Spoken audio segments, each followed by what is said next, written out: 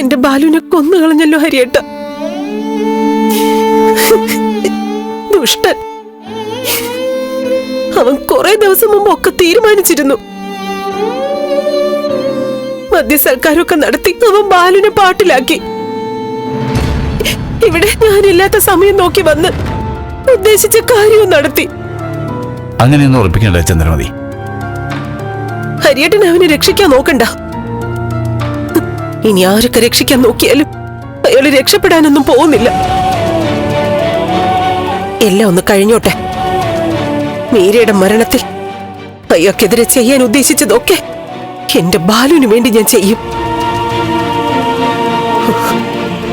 അയാളുടെ മോളാണല്ലോ ആ തനുജ. തനുജെ ബാലു ഏറ്റെടുത്തില്ല. അതിന്റെ പകയാ അവൻ തീർത്തത്. ചന്ദ്രമതി, മനസ്സിന് ആവശ്യമില്ലാത്ത കാര്യങ്ങളുടെ പുറകെ വിട്ട് വിഷമിക്കണ്ട. നിയന്ത്രണം വിടുകയല്ല, സംയമനം പാലിക്കുകയാണ് ഇപ്പൊ വേണ്ടത്. എന്റെ എല്ലാമായ ബാലുനെയാ ആ ദ്രോഹി കൊന്നു വീഴ്ത്തിയത്. എന്റെ കണ്ണിന്റെ മുന്നിൽ നിന്ന് മാറ്റിയത്. അപ്പോ ഞാൻ വെറുതെ ഇരിക്കുന്നാണോ? ഞാൻ ഇറങ്ങാൻ പോവാ. ആ കണ്ണീ ചോരയില്ലാത്തവൻ പ്രേമിച്ചിരുന്ന പെണ്ണിനെ വഞ്ചിച്ച് ഒരു കുഞ്ഞിനെ ജനിപ്പിച്ചു. എന്നിട്ട് കൈയൊഴിഞ്ഞു. കുഞ്ഞനാഥയായി. ആ ദുഷ്ടത കാണിച്ചവൻ ബാലുവിനെയല്ല, എത്ര പേരെ കൊല്ലാനും മടിക്കില്ല.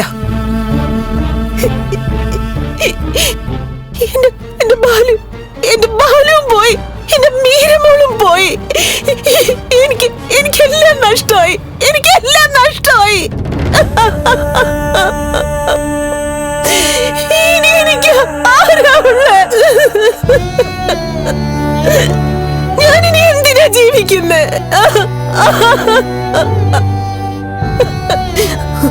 ജീവിക്കും. ജീവിക്കണം. എനിക്ക് ജീവിക്കണം. സിദ്ധാർത്ഥനെയും അവന്റെ കുടുംബത്തിനെയും വെറുതെ വിടില്ല ഞാൻ.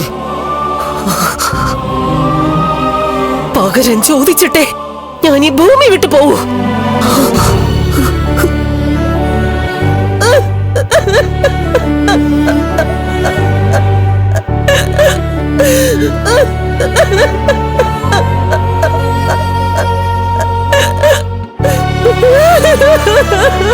ചന്ദ്രമതി. ഫ്ലവേഴ്സ് ഒരുക്കുന്ന കാഴ്ച വസന്തം യൂട്യൂബിൽ പ്രേക്ഷകർക്ക് ലൈവായി കാണാം. ഫ്ലവേഴ്സ് കോമഡിയിൽ ജോയിൻ ചെയ്യൂ, ആസ്വദിക്കൂ.